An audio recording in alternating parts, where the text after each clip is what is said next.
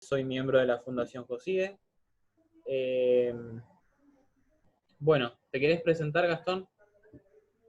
Sí, soy Gastón Vigo, tengo 31 años, estoy dedicado al abordaje y la lucha contra la extrema pobreza desde hace ya bastante tiempo.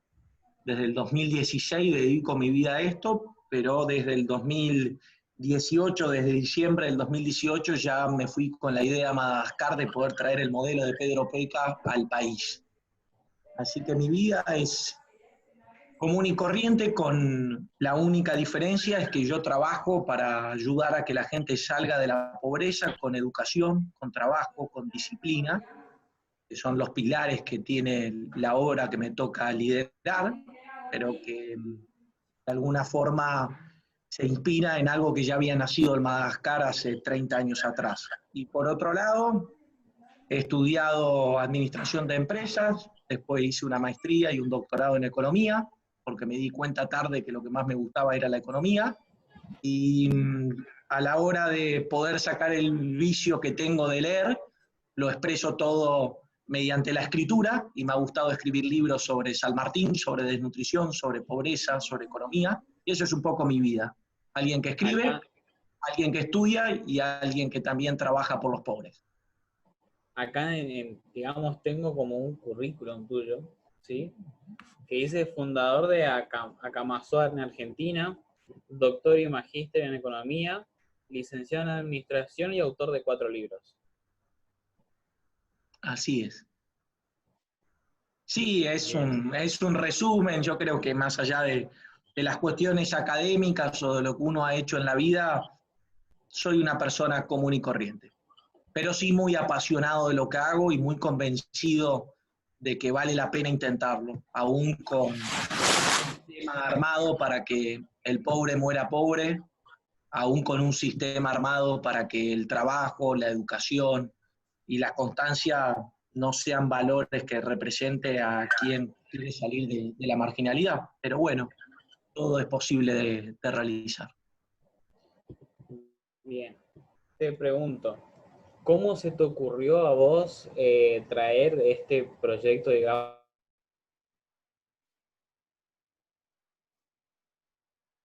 Ahí se te congeló el video, Alexis. ¿Sí? No sé si a los demás les pasó lo mismo.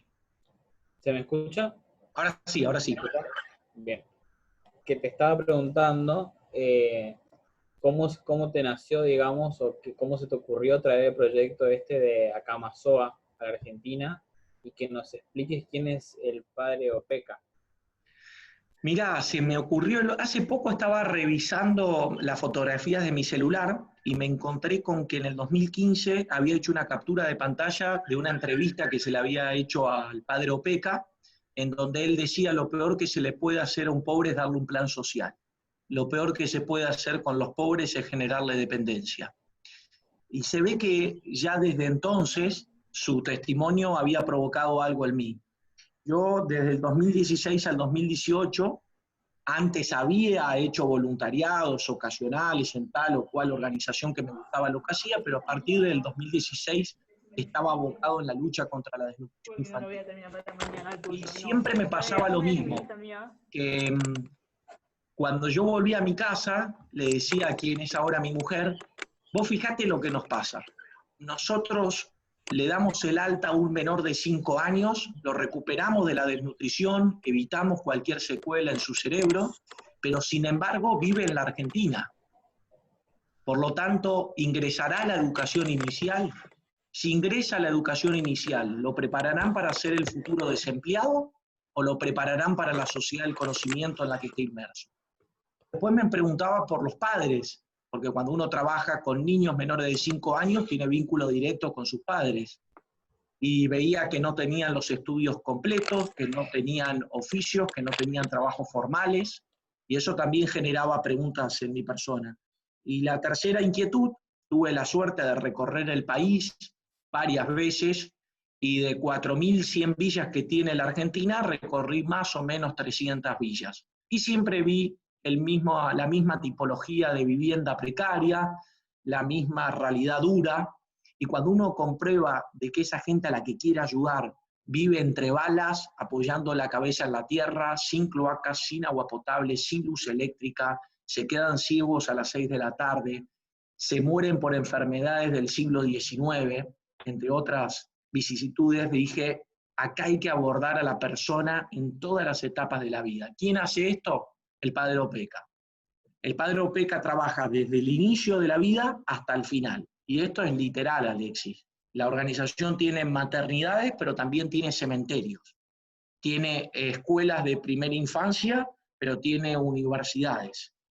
Tiene vivienda, pero también hospitales.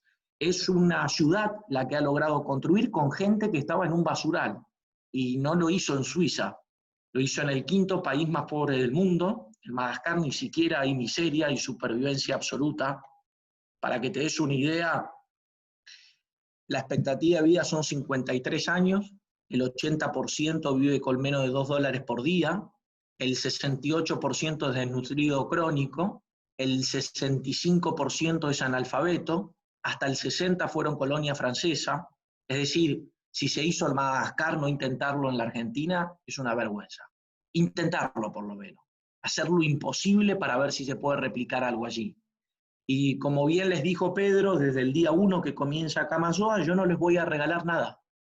Los quiero tanto que no les voy a regalar nada. Si ustedes ponen su esfuerzo, si ustedes están dispuestos a cumplir con esta disciplina, que la disciplina es la constancia detrás de un objetivo, yo les voy a enseñar a construir, vamos a conseguir voluntarios, vamos a conseguir donantes y vamos a generar nuestros propios emprendimientos para también generar los propios recursos.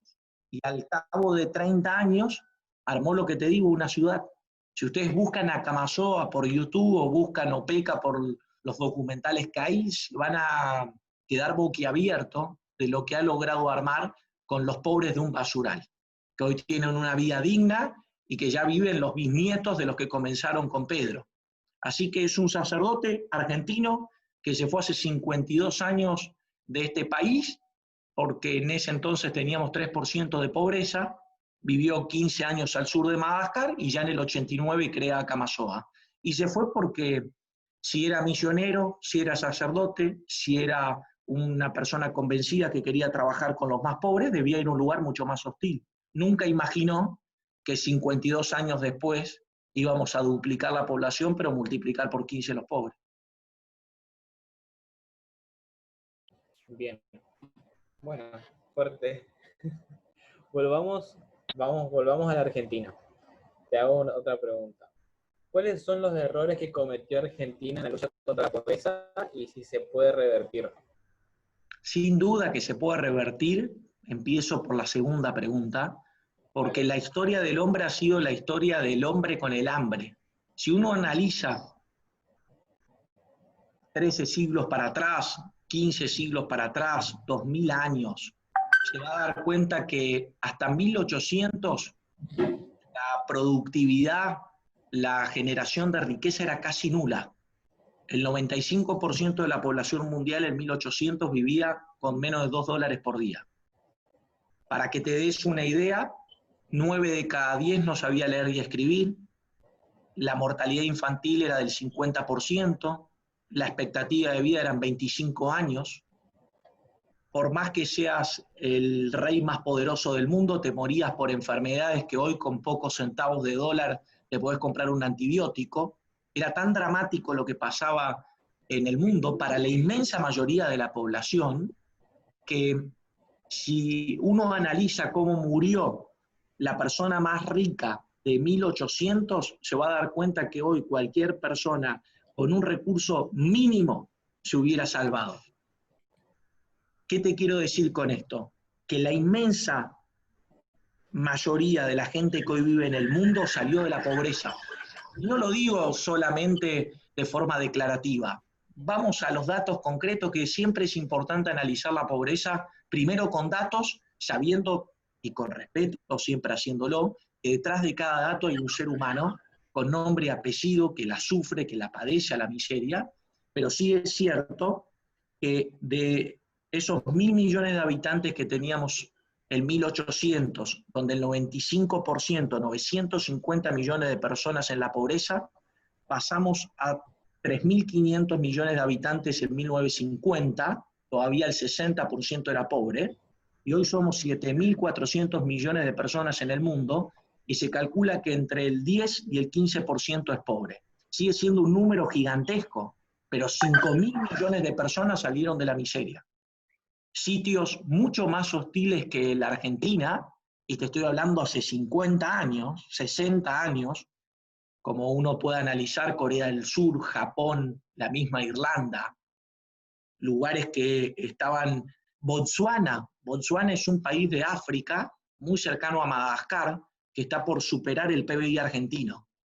Es decir, que lo que te quiero decir con esto es que la pobreza se puede erradicar en cualquier punto del planeta, que no es un destino ineludible la pobreza. Incluso hoy en el mundo, a pesar de lo mal que hemos hecho las cosas algunas naciones, no existe un solo territorio que tenga una mortalidad infantil más alta que la que tenía en 1950. No existe un solo país en el mundo que tenga una expectativa de vida menor de 50 años. Todos estos datos que son muy duros es para tratar de hacerles entender a ustedes que la pobreza se puede erradicar. Que hoy no lo queramos hacer es porque o somos negligentes, o somos cómplices, o no somos capaces de juzgar los resultados. Allí está Enzo, y me acuerdo cuando hablé con él, yo le insistía que lo que hay que hacer es juzgar los resultados, no tanto las intenciones. Ya la Argentina no está para juzgar intenciones, está para juzgar resultados. Y ahora voy a tu primera pregunta. ¿Se puede resolver el drama en la Argentina? ¿Qué cosas hemos hecho mal? Bueno, yo te diría que puedo decir con seguridad que en los últimos 52 años hicimos todo mal. Todo mal. Habrá alguna que otra cosa que uno pueda destacar, pero si multiplicaste por 15 a los pobres, y eso afecta a gobiernos militares y a gobiernos democráticos, a gobiernos peronistas y a gobiernos radicales, a gobiernos kirchneristas y a gobiernos de Juntos por el Cambio, o a gobiernos de todos los colores. A lo que voy es que, lamentablemente, el cementerio está lleno de pobres que esperaron un progreso que nunca llegó. Cuando uno se mete en los barrios, cuando uno trabaja con la gente más vulnerable, es muy fácil encontrar 3 o 4 generaciones que no salieron de la miseria. El día que ustedes tengan la oportunidad, o capaz alguno ya lo hizo, de recorrer la Argentina, van a ver que en cada pueblo argentino hay una calle, o en cada capital de las provincias, que se llama Mi hijo el doctor. Bueno, ahora debiera ser Mi abuelo el doctor, porque ya se perdió esa movilidad social que antes tenía la Argentina, que sorprendía. Entonces, ¿hicimos las cosas mal? Sí, muy mal. ¿Cómo se hace para erradicar la pobreza? Hay muchas estrategias, pero uno de los puntos clave es el crecimiento económico. Y para que haya crecimiento económico, uno necesita acumular capital físico, capital financiero, capital institucional, pero sobre todo capital humano. Si vos no tenés gente saludable y educada, no tenés nada. Más en este siglo XXI. Para que se den una idea también, solamente Google vale más que todo el PBI argentino. Una empresa produce más que todos los seres humanos que están en la Argentina. Entonces, el conocimiento, el recurso humano. Pero nosotros lo bastardeamos al recurso humano. No fue un solo gobierno, fueron infinidades de gobiernos. Pensá que el 50% de los alumnos no termina la secundaria. Pensá que el 65% de los niños menores de 17 años son pobres. ¿Cuántos años tenés vos, Alexi? Yo tengo 18. Bueno, el año pasado, cuando tenías 17, vos tenías que haber pensado, si lo sabías al dato, che, loco, 6 de cada 10 personas como yo están en la pobreza. 6 de cada 10. O sea, sos un privilegiado que estás en tu cuarto, veo con aviones de fondo y con ganas de tener una vida plena. Cuando termine la pandemia, mínimamente el 50% de la población general estará en pobreza. Y hay un dato que a mí siempre me preocupa y que me gustaría que alguna vez los argentinos reflexionemos lo que ese dato significa, que pasaste de 2.400.000 planes sociales en el 2002, que era el momento más crítico del país, a tener hoy 3 veces la población de Uruguay en planes sociales. ¿Y por qué hablo de este tema? Que a veces molesta, inquieta, porque nos tenemos que preguntar si multiplicamos los planes sociales a 9,5 millones.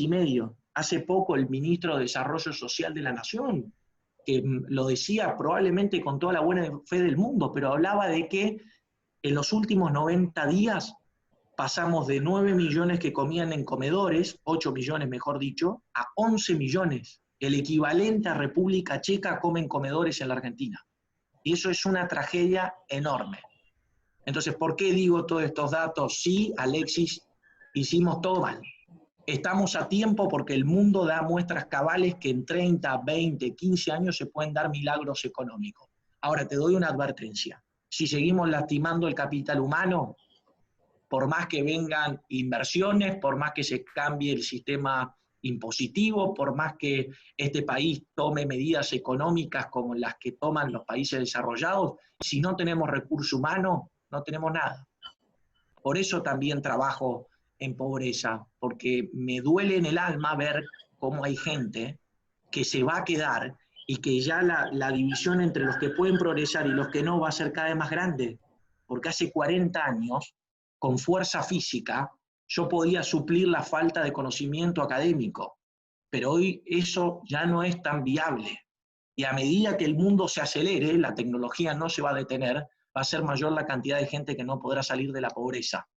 Entonces, o cuidamos el capital humano desde la niñez hasta su edad productiva, serán organizaciones humanitarias privadas, será el Estado, aquellos que creen que el Estado debe estar detrás de todo esto, será empresa, será quien sea que tenga que ser.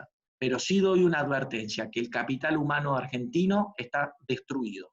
Y todos los análisis económicos indican que el 70% del crecimiento económico de una nación lo explica el buen recurso humano. Eso es. Bien, gracias. Muy buena tu respuesta, Gastón. Bueno, gracias. Acá los chicos estuvieron haciendo las preguntas, no sé si quieren habilitar su micrófono. Fabricio, que fue el primero que hiciste la pregunta, ¿te animás a preguntarle a Gastón?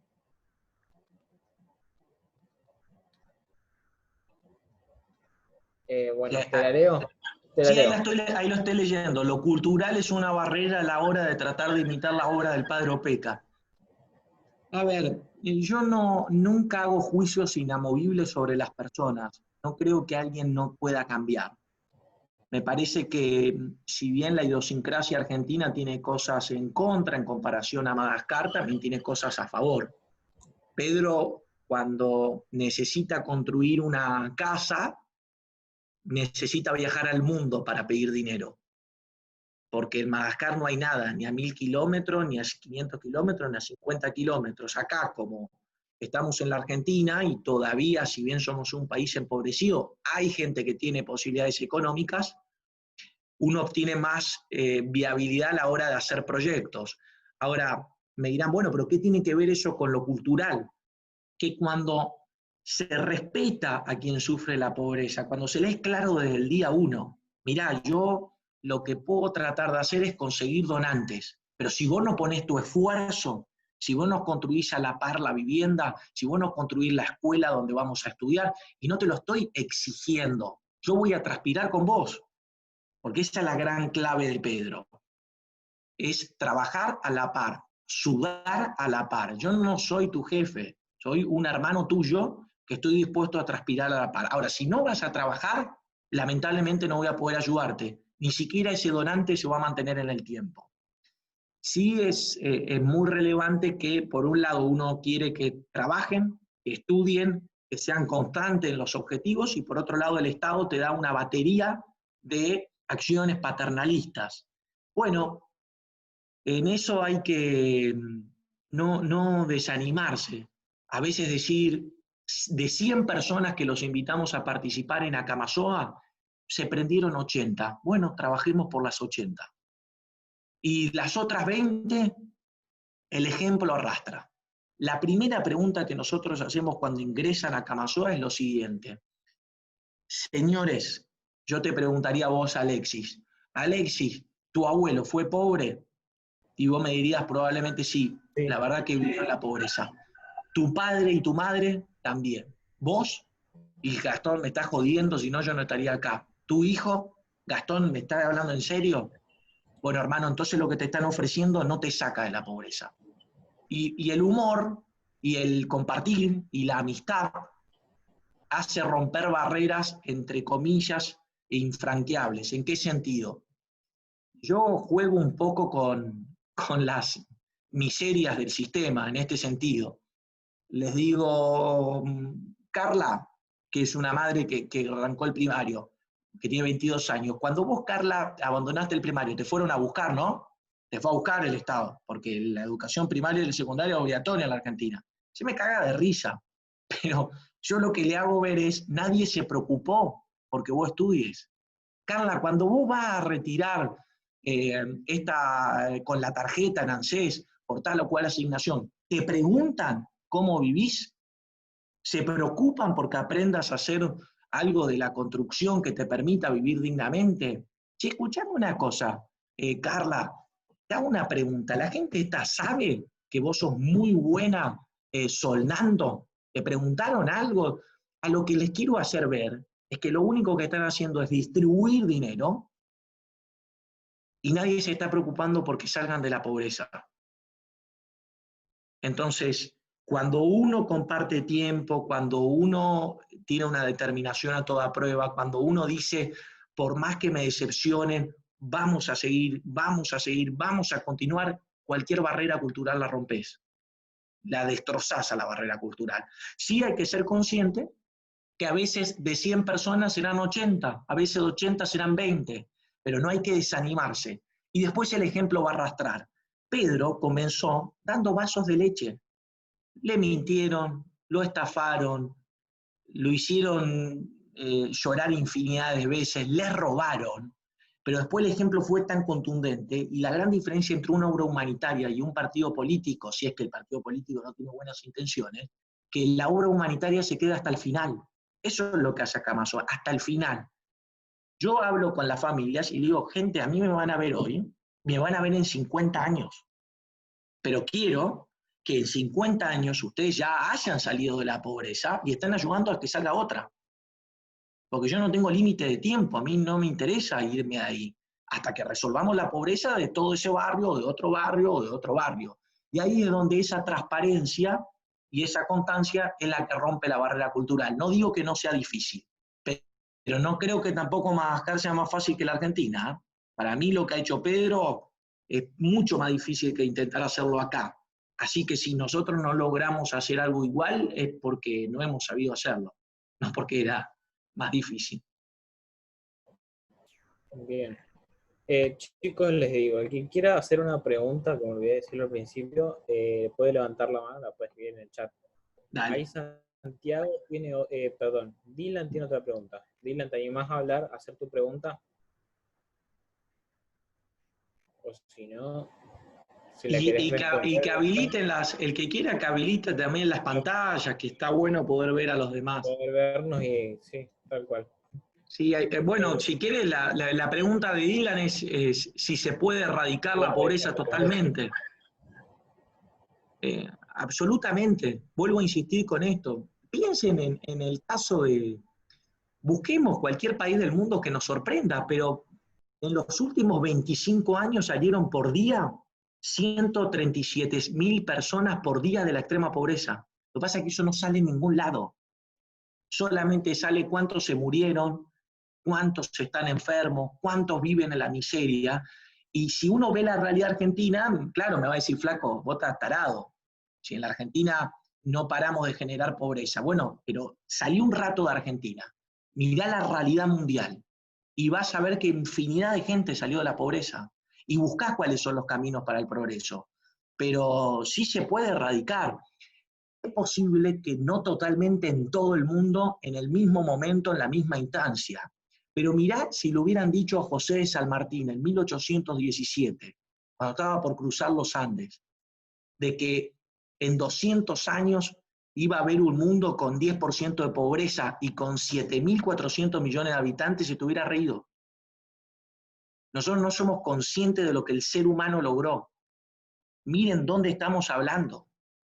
Y todos salimos de la caverna, ¿eh? Nuestros ancestros estaban en la caverna, hacían 28 kilómetros diarios para poder comer, y ahora vamos a la heladera, agarramos una cerveza, hacemos una picada y listo. Pero creo que sí, que es posible. Y si no lo es, descansemos cuando realmente comprobamos que no lo sea. Pero hasta que no lo comprobemos, sigámoslo intentando. Bien. Ahí hay otra, si querés las voy Ahí leyendo. hay otra. Santiago, ¿querés que te vaya leyendo? Dale. ¿Cuál es la diferencia entre la pobreza y la desigualdad? Y si son lo mismo, ¿el comunismo es la mejor opción? Y si son lo mismo, ¿siempre siempre va a existir la pobreza? Bueno, Esa fue la son pregunta. varias preguntas. Son No, varias no es lo mismo preguntas. la pobreza que la desigualdad. La, eso es un tema importante. Generalmente se pone foco en la desigualdad y se pone mucho foco en la desigualdad de ingresos. Entonces se suele repetir tal o cual persona tiene una cantidad de dinero que otros no tienen, cómo es posible, y se genera como una especie de catarsis y de enojo con aquellos que poseen mucha riqueza. El primer punto a destacar es cómo generó esa riqueza. No es lo mismo la riqueza generada a través de favores del Estado que generada porque vendió un bien o porque ofreció un servicio y la gente decidió consumirlo.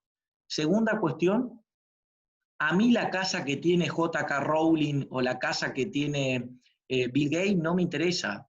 Me parece bárbaro que tenga esa casa, me da lo mismo. Ahora sí me interesa que no haya en este momento en Zárate, donde yo trabajo, un niño de 5 años muriéndose de desnutrición cuando está rodeado de polos industriales y cuando es un problema la desnutrición que se puede resolver casi sin medios tecnológicos. Entonces ahí sí digo, no me preocupa, pero Bill Gates, que siga teniendo la misma casa, sí me preocupa que el ser humano no reaccione ante un niño de 5 años que no se puede defender. Pero volvemos al tema de la desigualdad. La desigualdad, no existe ninguna nación que haya crecido y que todos hayan crecido al mismo ritmo. Es como en un equipo de fútbol. Todos quisiéramos jugar como Messi, pero no vamos a poder jugar todos como Messi. Cuando además uno analiza la desigualdad, hay un estudio muy bueno de Norberg, que es un economista sueco, que escribe un libro que se llama Progreso, donde él comprueba que en los últimos 46 años, analiza 118 países, lo que más ha sacado a la gente de la pobreza es el crecimiento económico, el crecimiento personal, y no tanto la redistribución de los ingresos. Porque a veces cuando redistribuimos, creemos de que hay una torta y que esa torta alcanza para todos. Y en verdad lo que hay que hacer es que esa torta cada vez crezca más, que la riqueza cada vez crezca más. Es lo que hizo el mundo. En esos 250 años que estuvimos hablando, la riqueza se multiplicó por 14 y la población por 7. Si no hubiéramos multiplicado la riqueza, la riqueza, la riqueza, piensen en esto. ¿Qué tal millonario se debe estar haciendo el tipo de Zoom? Parece bárbaro y no me molesta para nada, pero sí me revela que alguien se siga muriendo de desnutrición en este siglo o que alguien no tenga agua potable en este siglo. Entonces son cosas distintas. Una cosa es la pobreza y otra la desigualdad. Y si vamos a hablar de desigualdad, pues siempre se habla de desigualdad de ingresos. ¿Por qué no hablamos de las verdaderas desigualdades? ¿No es desigual que un gobierno prometa de que va a haber educación obligatoria, primaria y secundaria, y cualquier persona que se disponga a caminar una villa de emergencia va a ver que la educación es solamente una sugerencia? ¿No es desigual que te prometan que los calendarios escolares se van a cumplir y que el nivel educativo va a ser de excelencia y después nos evalúan en el PISA o en el aprender y 7 de cada 10 chicos no puede resolver un cálculo matemático, 5 de cada 10 no comprende un texto? ¿Esa no es una desigualdad que debiera preocuparnos?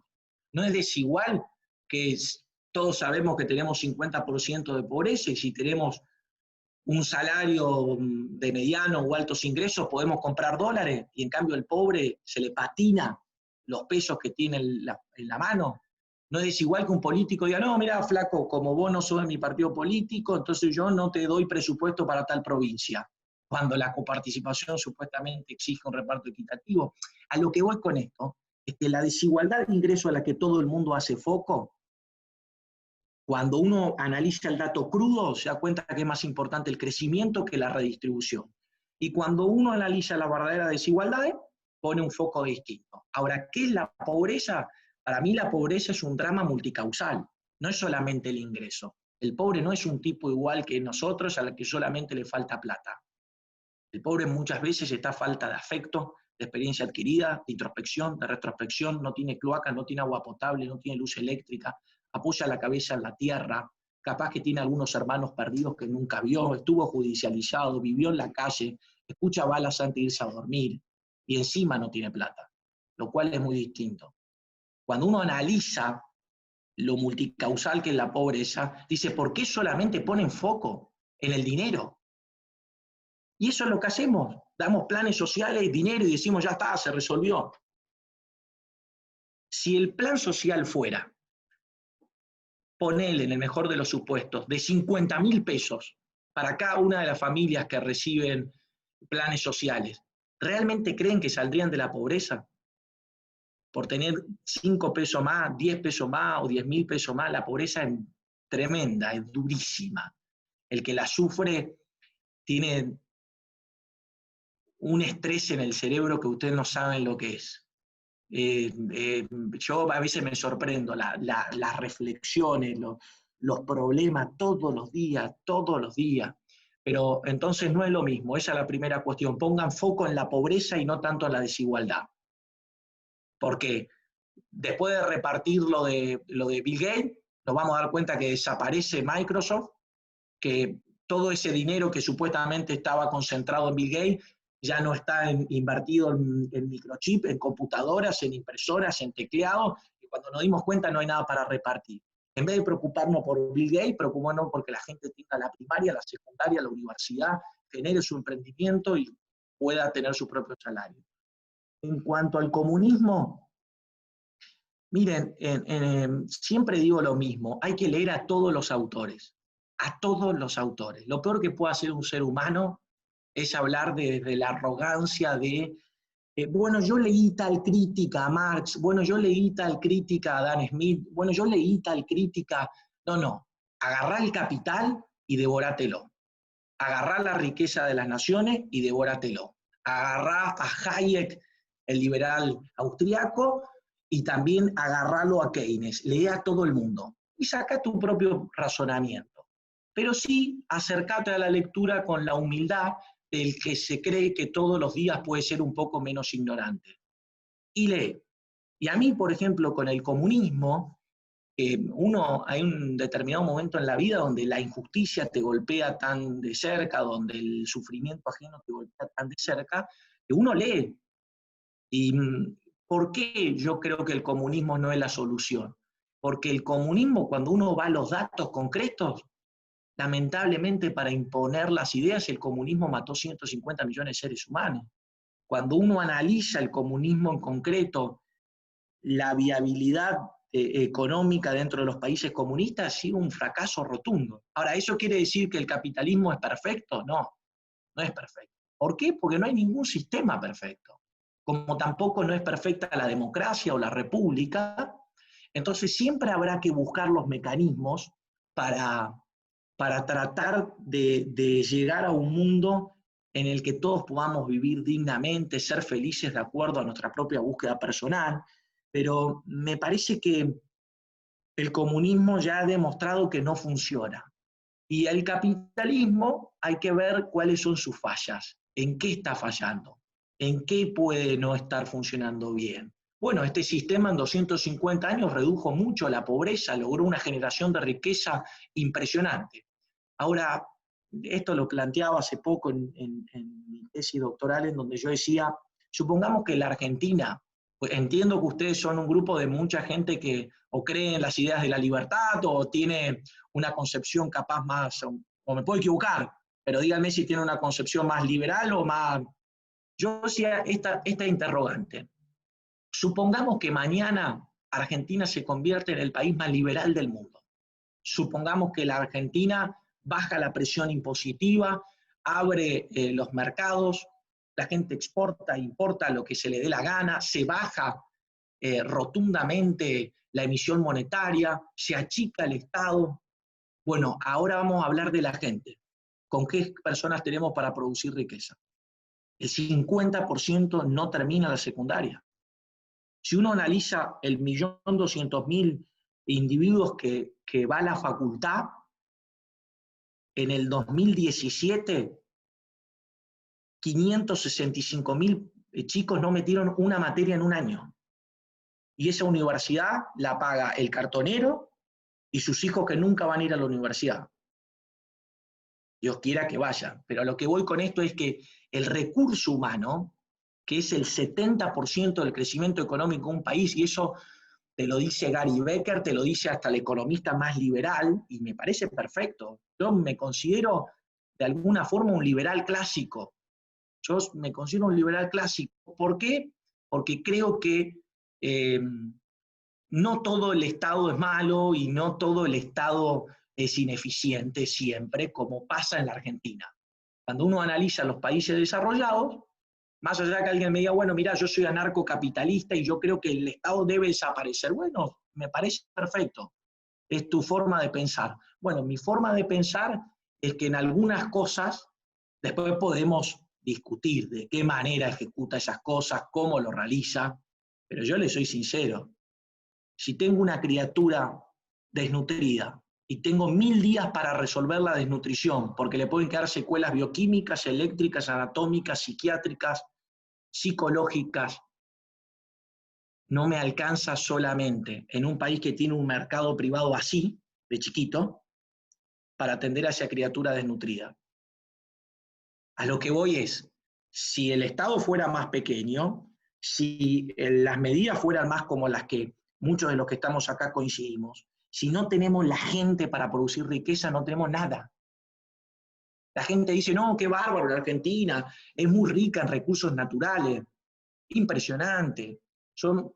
Tenemos reservas naturales de litio, de oro, de gas, de energías no convencionales, y la gente se muere de frío en la capital del país. La gente se sigue muriendo como niños desnutridos, se sigue muriendo en el norte. Seguimos sin terminar la escuela, 4 millones de individuos viven como en la edad de piedra. Entonces, los recursos solamente son muy bonitos y es divino tener recursos naturales. Pero si no tengo gente para producir riqueza, no tengo nada. O sea, lo que voy. Si seguimos descuidando el ser humano, estamos listos. Estamos muy complicados. Y la última, perdón que me alargué, siempre va a existir la pobreza. Espero que no. Espero que no. Espero que no. Ojalá la Argentina vuelva a ese guarismo de 3% de pobreza y que digamos, bueno, es una cuestión minúscula, y piensen que hay 89.000 organizaciones no gubernamentales, ¿eh? Está lleno de ONGs tratando de dar una mano. Bueno, Dylan preguntó si los planes sociales son nocivos para el crecimiento. Sí, yo en ese sentido, la ayuda asistencial creo que tiene que ser en cosas muy de urgencia. ¿En qué sentido? Si una persona se está por morir de inanición, si una persona tiene una discapacidad, si una persona está con una enfermedad terminal, a mí no me parece mal poder ayudarlo por una cuestión de humanidad y por una cuestión de que hay un ser humano. Hay un ser humano. A mí me revela eso. ¿Cómo voy a mirar para otro lado si hay una persona que tiene 5 litros de sangre igual que yo? ¿Cómo no le voy a dar una mano? Ahora bien, esos son casos límites. La inmensa mayoría de los planes sociales que tiene la Argentina no son para casos límites como los que estoy nombrando. No es que el pobre no quiere trabajar y no quiere estudiar. Hay un sistema armado para que el pobre no trabaje y no estudie. Y ahí es donde digo, sí, es nocivo. Porque en vez de preocuparse por el estudio, en vez de preocuparse por generarle los marcos institucionales necesarios para que sea fácil emprender, para que sea fácil emerger, no, lo pisoteamos. Lo pisoteamos. Todo el tipo tiene un microemprendimiento, recorran una villa y van a ver que está lleno de gente que emprende, con lo mínimo, vendiendo torta frita, vendiendo billutería, vendiendo... Hoy estaba hablando con 5 familias, y las 5 familias preguntándome si 11 estaba abierto para comprar cosas. Y tienen todos niños desnutridos, ¿no? Que te estoy hablando, no, bueno, clase. No, gente que quería laburar. Y lo que a mí más me llamaba la atención es que están tan acostumbrados a vivir con lo escaso. Bueno, si compro 3.200 pesos de tal par, o sea, es decir, que pueden emprender. Ahora, cuando quieren ir a la formalidad, una batería de regulaciones, una batería de impuestos. Y de vuelta, los datos que son tan importantes. Hay un trabajo de OCDE que dice que en la Argentina se demora 6 generaciones para salir de la pobreza. Pregúntense cada uno de ustedes qué hubiera pasado si hubiera nacido en un lugar extremadamente pobre. Era una lotería que salga adelante, porque se demora 6 generaciones en promedio. Por eso no hay que actuar con liviandad, decir, bueno, también estos no quieren laburar, güey. No, no, muchachos, la pobreza es durísima, durísima.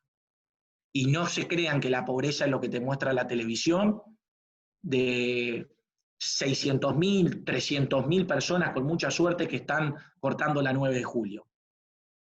Hay 16 millones de personas, esa no es la fotografía de la pobreza. Los 16 millones de personas que están en la pobreza la pasan mal, la pasan pésimo. Se les mueren los hijos, se enferman todo el tiempo, no tienen los estudios, la gente los engaña, les venden los terrenos, después los echan, viven pidiendo, se sienten... ¿Saben lo que es para una persona no poder contestarle ni siquiera la tarea escolar de tu hijo? Lo frustrante que es. Porque ustedes verán que siempre, generalmente, la persona en pobreza, la primaria la trata de hacer. Hay como una concepción, por más que esté en la pobreza más oscura, en el abismo, yo a mi hijo lo mando a la primaria y después la abandona, capaz. Pero muchas veces la abandona porque ni siquiera la mamá le puede contestar o el papá cuánto es 3 por 9. Y eso te duele el alma y por eso es tan importante que los adultos estudien. Bien. Dylan tiene otra pregunta. ¿Cuál es tu escritor favorito y el que más te influyó? Es difícil, porque la verdad que más que escritor favorito, tengo libros que me marcaron. Por ejemplo, Un largo camino hacia la libertad de Nelson Mandela me mató, me partió la cabeza. 27 años en la cárcel, una vida tremenda, de película, y una vida en donde el hombre aprendió de sus errores pasados. El apartheid fue una cosa espantosa, y sin embargo cuando llegó al poder dio un ejemplo de integridad, de responsabilidad e incluso de humildad. Tenía para quedarse en el poder, qué sé yo, 25 años más. Cumplió su mandato y se fue a su casa. Perdonó a todo el mundo, no vivió con odio, que es tan importante. Después otro libro que me ha marcado mucho, El hombre en búsqueda del sentido, de Víctor Frank, que es la persona que inventa la logoterapia, que es una escuela de psicología, y que pierde toda su familia en Auschwitz, y es un libro impresionante de cómo cuenta el horror del Holocausto. Me gusta ese tipo de libros. Después me marcó mucho Un viaje a la esperanza, de Jesús Silveira, que es la historia de Acamasoa y de Pedro Peca, me marcó mucho ese libro. Y después podría mirar para atrás, y hay libros de economistas que me han marcado mucho, porque me gusta también leer la economía. Hace poco leí un libro de Steven Pinker que se llama En defensa de la ilustración, que me encantó, que creo que habla de esto, del progreso, y de que no tenemos que mirar como si todo estuviera mal. Y hay un montón de libros. Lo que pasa es que también uno lee de acuerdo al momento que está pasando en su vida. Bueno, acá mi mujer, que la tengo al lado, me dice, ¿te copaste leyendo La rebelión de Atlas de Ayn Rand? Sí, fue un libro que está muy, muy bien escrito y que me parece espectacular la pluma que tiene Ayn Rand. Después, Inquebrantable. No, tengo infinidad de libros que me marcaron. Sí los leo de acuerdo al momento que estoy en mi vida. Me gustan mucho las biografías o las historias de gente que no se da por vencido. Me encanta eso. Parece espectacular, de una riqueza que vale la pena leerlo. Por eso les aconsejo cuando anden medio bajoneados, cuando crean que no es posible, lean esas historias que no son cinematográficas, pasaron, sucedieron, y leer tiene una riqueza que no te lo va a dar nunca, ni el cine, ni la pantalla. Un libro es un tesoro. Así que no tengo un escritor favorito, tengo libros favoritos, pero no tengo un escritor que diga, bueno, salió tal libro de esta persona, lo voy a leer. No. Bien.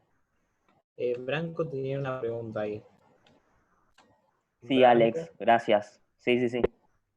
Bueno, en primer lugar, agradecerle a Gastón, ya sé que lo habrás hecho, Alex, agradecerle a Gastón en nombre de toda la Fundación por estar. Quería Muchas decirle gracias. a todos y recalcarle a Gastón que Gastón tiene algo que se ve muy poco en los oradores, que es la capacidad de expresar lo que por ahí muchos pensamos, pero no tenemos, o no se nos da la capacidad de expresarlo, y Gastón tiene esa posibilidad de decir, yo pienso lo mismo, lo que lo escuchamos decimos, yo pienso lo mismo.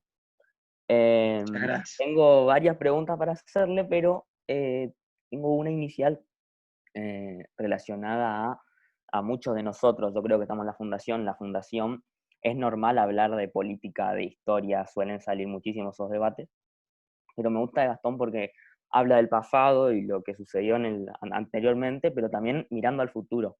Y es mirando al futuro que le quiero hacer la pregunta de cómo ve que el Estado pueda desarrollar políticas públicas que solucionen las cuestiones de pobreza. Sí, yo soy un convencido que la sociedad es la que transforma y el político legitima. Es decir, la sociedad es la que debe primero transformar la cuestión. La Argentina no evalúa resultados. El argentino promedio habla apasionadamente, pero nunca habla de los resultados concretos. Entonces dice, bueno, pero tenía buena intención. No, pero pará, hermano. Hay gente que se muere en la pobreza por irresponsabilidad. Hay gente que cae en la pobreza por irresponsabilidad. ¿Cuánta corrupción? A ese es un libro que habría que escribir, si pudiéramos contabilizar cuánta gente murió culpa de la corrupción. Tantos atentados, tantas cosas, tantas atrocidades. Entonces te diría, lo primero es si la sociedad no reacciona y no dice, mira, bueno, vamos a discutir, vamos al primer tema, el asistencialismo. Vamos a hablar realmente, ¿funcionó? ¿No funcionó? Esto sí, esto no, no funcionó. Los datos son claros, se acabó. Y así con cada cuestión, si la sociedad lograse hacer eso, se van a dar cuenta que hay un montón de temas que no se discutirían. Para que ustedes se den una idea, creo que muchos lo saben si les gusta la historia, cuando Sarmiento asume la presidencia en 1868, el 84% era analfabeto en la Argentina. Esto era un desierto. Era un país de 1.700.000 habitantes. Y en producto de 40, 50, 60 años, lograste ya recibir 6 millones de inmigrantes, y los 6 millones de inmigrantes que vinieron a la Argentina, el 92% no hablaba castellano. Fíjense que un hombre que pensó hay que hacer de la patria una gran escuela, con sus errores, con sus virtudes, pero generó una política de Estado que se mantuvo en el tiempo, hizo que este país sea un faro en materia de educación, y eso lo hizo el Estado, junto con la sociedad civil, junto con privado, pero ese Estado sí generó una educación de excelencia, y hoy que todos hablemos una lengua en común, es porque también esa educación funcionó. Y entonces vos escuchás a tu abuelo y te dice tu abuelo, yo hermano, yo fui a la escuela estatal, y era buena, no es que te estoy diciendo. Entonces, lo que te quiero decir con esto es, primero hubo una sociedad que dijo la educación es un pilar, no se discute. Y eso es lo que me parece que tenemos que tratar de llevar el debate público. Sentarse con los datos, desapasionadamente, defender, sí, con pasión nuestras ideas, pero nunca hablar desde lo sentimental simplemente. Tratar de sustentar todo con hechos. Y ahí las políticas públicas van a ser más claras, porque Branco, lo que te decía, el mundo encontró los caminos del progreso. Lo encontró. No estamos en 1800, hoy muchos países lograron salir adelante, por eso se les complica cada vez más a los políticos que hacen mal las cosas, porque en este mundo hiperconectado, donde puedo mirar en 5 minutos qué pasó hoy en Corea del Sur, hace ver que, no, pará, ¿qué me está diciendo? ¿Qué me está diciendo? Entonces ahí es donde yo no tengo una receta para decirte cómo hacer una buena política pública. Sí puedo decirte en algunas cosas que estoy convencido que no hay que hacer. Te voy a preguntar el asistencialismo, ¿hay que hacerlo? No, no hay que hacerlo. ¿Qué hay que lograr hacer con los planes sociales? Contraprestación, tiempo determinado para recibirlo, canalizarlo solamente en aquellos casos que son de emergencia, gradualmente ir retirándolo, pero en simultáneo hay que hacer que la economía crezca porque esta gente debe absorberse en el mercado privado. Y bueno, hay muchos temas ahí que tienen que ver con la economía, con el derecho, con la psicología, con la filosofía.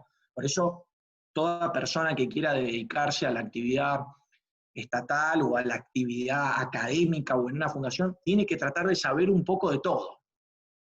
Porque hoy las disciplinas se interconectan todo el tiempo, pero no tengo una receta para decirte cómo hacer una buena política pública. Tengo ejemplos, como te nombré el de Sarmiento y la generación del 37 y del 80, pero también te podría nombrar otros de otros sitios del mundo. Pero si la sociedad no juzga resultados, estamos listos.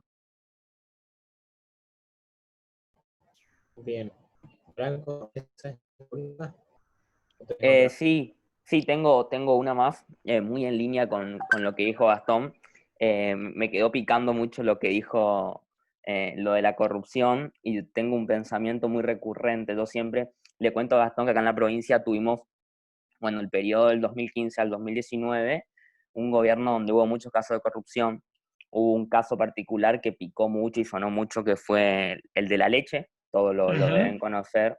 Se desaparecieron, se robaron, no sé qué pasó, varios litros de leche, y el pensamiento recurrente es, si dejaran de robar un poco, ¿cuánta gente podría comer?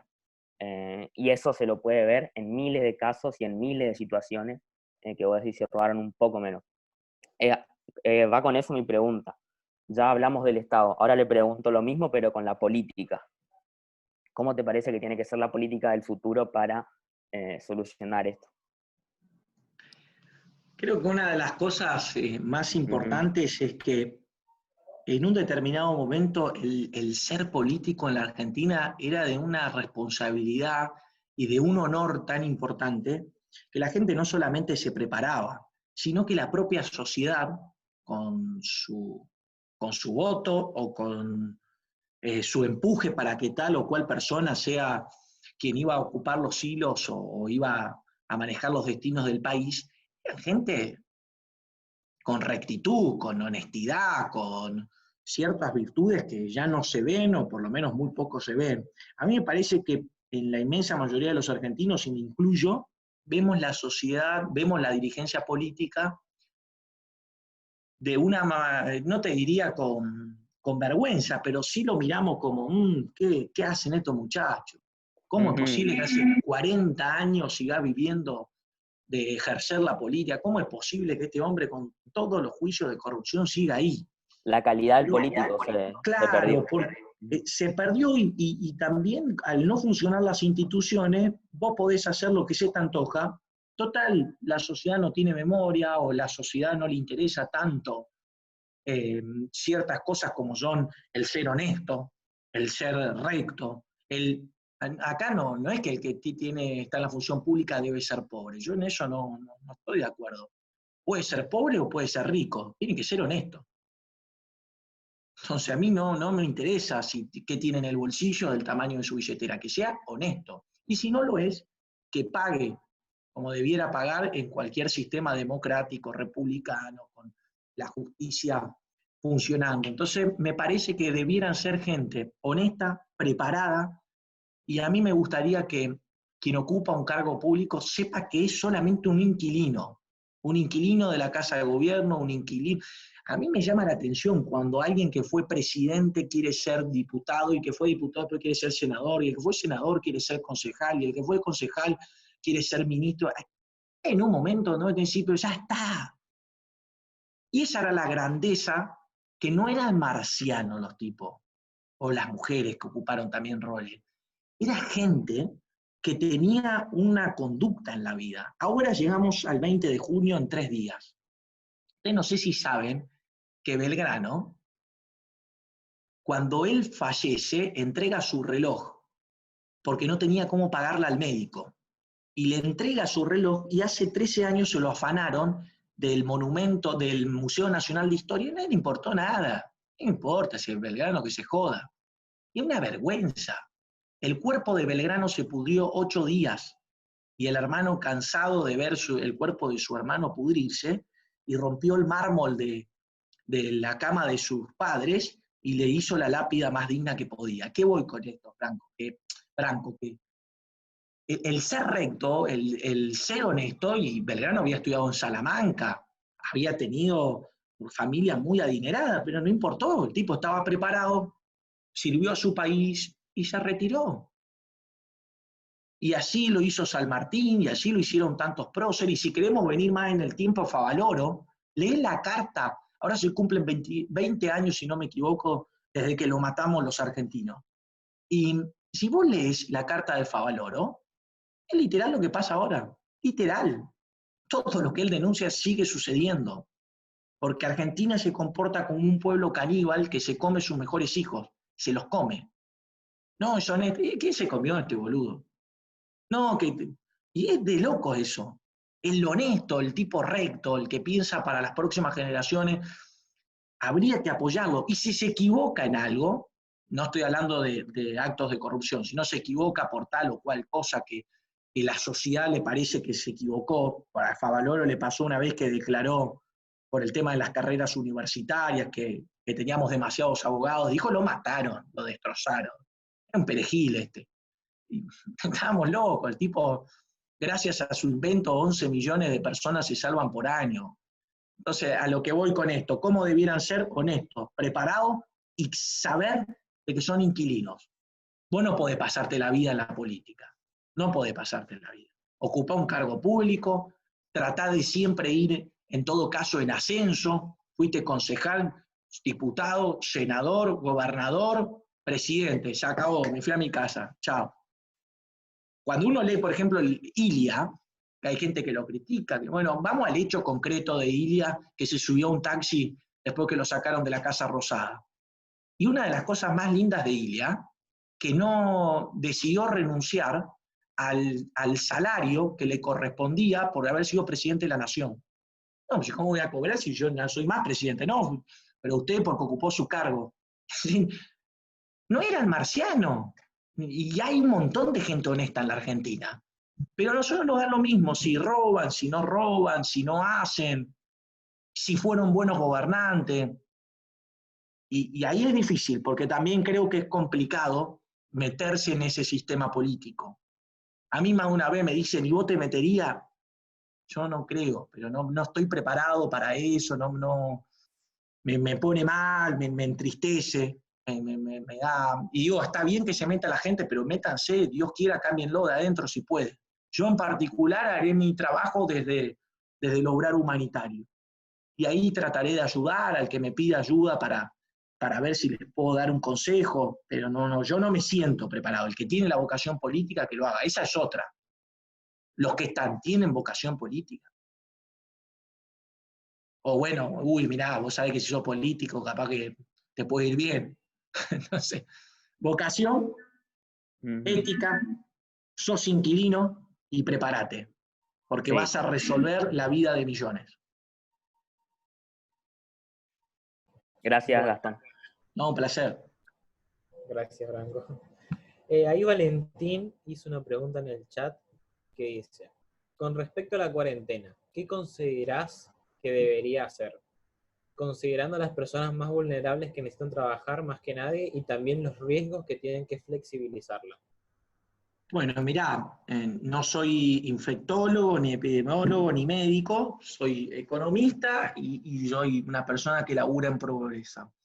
Ahora, primer punto, la ley de supervivencia humana siempre va a estar por encima de cualquier ley estatal, nos guste o no nos guste. Es decir, si mi vida es cargar 40 kilos de cartón en la espalda para sobrevivir, así haya una pandemia, si tengo que salir para llevarle un pan a mi casa, voy a salir.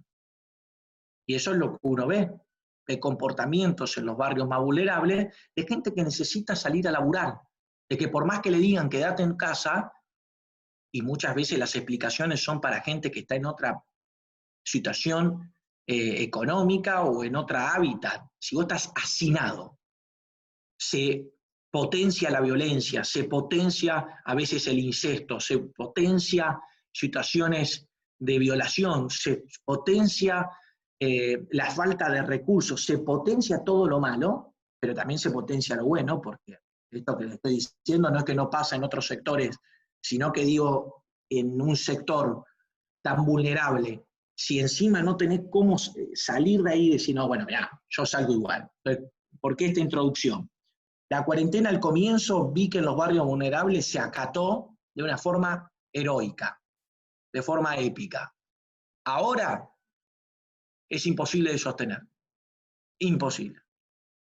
No les da, no tienen posibilidad de resistir, no tiene un comerciante, no tiene un peluquero, no tiene un kiosquero. ¿Cómo va a tener una familia que vive con 25 pesos por día? Primer punto. Y si a vos se te está muriendo tu hijo de hambre, o está enfermo, o no, o querés salir porque no aguantás más ese lugar, vas a salir igual. Nosotros como organización humanitaria estamos haciendo lo imposible para en estos momentos críticos, que es donde yo digo entiendo la asistencia, estamos asegurando el alimento. Pero hay un montón de temas que no podemos resolver, porque a nosotros nos encantaría estar con los oficios, estar estudiando, estar construyendo, y por ahora no lo podemos hacer. Así que creo que ya está llegando el momento donde, cumpliendo todos aquellos criterios de salud que se recomienden, hay que empezar a abrir la cuarentena. Si no, les aseguro que la Argentina antes de fin de año tiene entre 60 y 70% de pobreza. Si la alargan hasta el 15 de septiembre, como a veces escucho, olvídense. Y la pobreza también mata, enferma y lastima por todos lados a la persona. Ahora bien, ¿por qué hemos tomado estas medidas tan tajantes? La primera cuestión lo dicen todos los sectores públicos. El sistema sanitario no estaba preparado. Eso es una clara muestra de que la Argentina no tenía un sistema sanitario, e incluso el 70% de la población va y ocupa camas privadas. Así que también habla de que todos, aunque no lo admitamos, la inmensa mayoría de la gente, el 70%, va por la salud privada. Es decir, que hasta se tiene desconfianza de la salud que brindamos desde el Estado con nuestros impuestos. La segunda cuestión es que creo que en algún punto se generó una dicotomía entre economía y salud que no es tal. Por supuesto que la vida de un ser humano no tiene costo, no tiene valor, no hay manera de decirle, che, ¿cuánto vale tu viejo? ¿Cuánto vale tu hermano? ¿Cuánto vale tu hija? ¿Cuánto vale tu madre? No es una reflexión de un ser humano con cabales. Mi papá es todo para mí. ¿Cómo le voy a poner un valor? Entonces, en primer lugar, no hay duda que la vida es fundamental y que hay que preservarla. Pero la economía, el otro día salió un análisis del Banco Mundial en donde se decía que va a haber 100 millones más de pobres. O la ONU, en el mundo. O la ONU decía que van a fallecer 27 millones de personas de hambre. Entonces, que termine la pandemia y quiero que todos estemos preocupados por los 27 millones de personas que van a morir de hambre. O esa pandemia no importa. Porque también me pregunto eso. Me gustaría, en el mundo, como les conté datos muy buenos, aún hoy mueren 8.500 niños por día por desnutrición. También están esos datos. ¿Los contamos? ¿Los ponemos todos los días? Entonces a mí me gusta que a cada tema se lo tome con la misma seriedad. Entonces ojalá esta pandemia que ya se llevó más de 400.000 vidas en el mundo, que es un horror ese número, pero podemos decir que por ahora no se dio los peores escenarios que se anunciaban. Bueno, ya el mundo más desarrollado empieza a tomar medidas de flexibilización, incluso algunos abrieron. Bueno, la Argentina no ha decidido abrir, no ha decidido, sigue con su cuarentena estricta. Lo único que puedo decir de mi experiencia humanitaria, que la ley de supervivencia va a superar y va a saltar cualquier barrera estatal. Después de 100 días no hay manera de sostener eso. Así que ojalá que le encuentren la vuelta, yo lo deseo y entiendo que para el que se le murió un familiar de coronavirus, me escucha y me dice, bueno, no, pero pará, a mí se me murió. Por supuesto, y entiendo ese dolor y entiendo su enojo y entiendo hasta su convencimiento de que la cuarentena sigue indefinidamente. Pero también debo advertir de todos los nuevos muertos que va a haber por otras patologías, de todos los nuevos pobres que va a haber y de toda la gente que se va a morir también por estar en esa condición. Así que ya después de 100 días me parece que hay que buscar un equilibrio. Si me hubieras preguntado los primeros 30 días, metámosle, muchachos, estamos generando el sistema de salud, la gente se está cuidando, la economía todavía resiste. Pasado casi 100 días me parece que ya no aguanta más. Esto no quiere decir flexibilización total. Ser inteligente como se ve en todos los otros lugares. Y cuidar, sí, a la gente que está más expuesta a este virus maldito. Bueno, muy bueno. Enzo López, querías hacerle una pregunta a Gastón.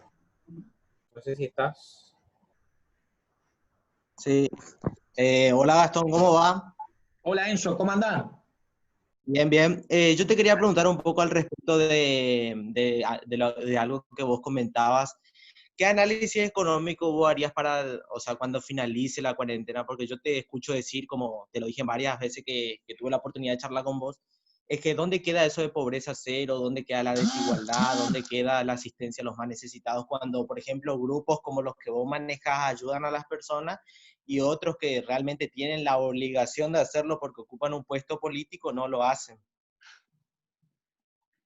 Mirá, eso es lo que a mí me gustaría. Los argentinos, con los temas que afectan generalmente a todos los estratos sociales, nos dividimos en dos. Como un 50% piensa esto y otro 50% piensa esto. Eso es muy de la Argentina. Entonces a mí muchas veces me pasa eso, Enzo. Yo tendré mi posición, pero no me aferro al no poder entender por qué otro reflexiona así. Lo que sí me llama la atención, que resuelto ese problema, te doy un ejemplo, el aborto. El aborto dividió al país. Bueno, perfecto, están los que piensan esto y los que piensan esto otro. Están los que creen que este problema afecta a las personas vulnerables y que tenemos que evitar los abortos clandestinos, y están aquellos que creen que sí es cierto que afecta a eso, pero que todavía se puede hacer algo para proteger tanto al niño como a la madre. Bueno, termina esta cuestión, listo, ya está, usted dio la razón, o esto votó el Senado, esto votó, terminó el tema. Bueno, ahora empezar a hablar de los otros temas. La falta de estudio, la falta de cloaca, la falta de agua potable, la falta de vivienda digna, la falta de educación formal, la falta de rutas, la falta de trenes, la falta de democracia directa. ¿Sabés qué me pasa a mí con estos temas que generan? Pues son siempre iguales, son temas que afectan a todo el estrato social. No hay tipo que no te diga, yo en esto pienso, mirá, te quiero decir, y me pregunto, ¿por qué estos otros temas generan tan poco interés? ¿Por qué es tan difícil hacerle ver a las personas que no se puede ser feliz entre infelices? Que es un espanto ver tanta pobreza, tanta gente sufriendo. Entonces, mi razonamiento con lo que vos me decías. Creo que hasta ahora me pareciera que una vez que termine la pandemia no va a ser de mucha atención el tema pobreza, va a seguir más o menos parecido. Se van a tomar más o menos medidas como las que se anuncian, que no tienen que ver solamente con este gobierno. El gobierno anterior eran medidas en el tanto del Ministerio de Desarrollo Social, el 80-90% de las medidas sociales son las mismas. Entonces, a mí me da la impresión de que no se va a cambiar eso. Desde la cuestión económica, yo tengo una mirada, como les decía, una mirada donde me encantaría que agarremos la Constitución del 53 de Alberdi y empezaríamos a hacer cosas de ese estilo. No creo. Por ahora no lo veo. Me encantaría que evaluemos con datos concretos qué es lo que hacen los países que emergen. Y ahí te darías cuenta, te doy un solo dato. ¿Cuántos de ustedes trabajan formalmente en blanco. ¿Hay alguno de ustedes que trabaja? Bueno, son chicos iguales, probablemente que no. Pero bueno. No creo, Gastón. Puede No, ser. pero piensen esto. La Argentina tiene 166 impuestos. Tiene 69.000 regulaciones. Te pasás casi 6 meses pagando impuestos y no ves la plata de tus impuestos donde te prometen que va a ir. Si no se modifica algo tan simple como entender que es un delirio, porque además de los 166 impuestos, solamente 10 recaudan el 90% de todo lo que el fisco logra llevar a sus arcas. Con 10 se recauda el 90%. Con esos 166 este impuesto al telégrafo. ¿Dónde hay un telégrafo? Acá en el museo habrá. Entonces, lo que planteo es modificar el sistema impositivo. De una vez por todas ser serio. No podemos tener inflación del 50%. Dejémonos de jorobar, ya no es un tema que se discute en la ciencia económica. Hay solamente 5 países con inflaciones de arriba de 2 dígitos. De 1 dígito, perdón. Que es Argentina, Sudán, Sudán del Sur, creo que el Líbano y Venezuela. Ya está, ya ese tema no se puede discutir, la inflación.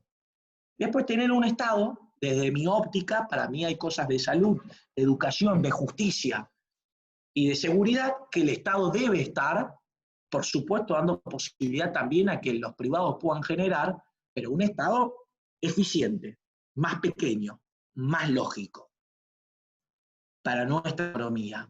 Porque si no pasa lo que ya todos sabemos, 8 millones de personas en el mundo privado, en blanco, tenés más de 5 millones en el mercado negro, gente que no está registrada, gente que no está en condiciones o no quiere o lo que sea, pero no está tributando todos los impuestos, y después tenés todas las otras personas que reciben un cheque de forma directa o indirecta del Estado. Y no va, no, vos no podés, el que está en blanco, tener 3 personas y media en la espalda para poder emerger. Y acá voy a lo mismo, el cartonero que compra un bonobón porque le dio ganas de comerse un chocolate y porque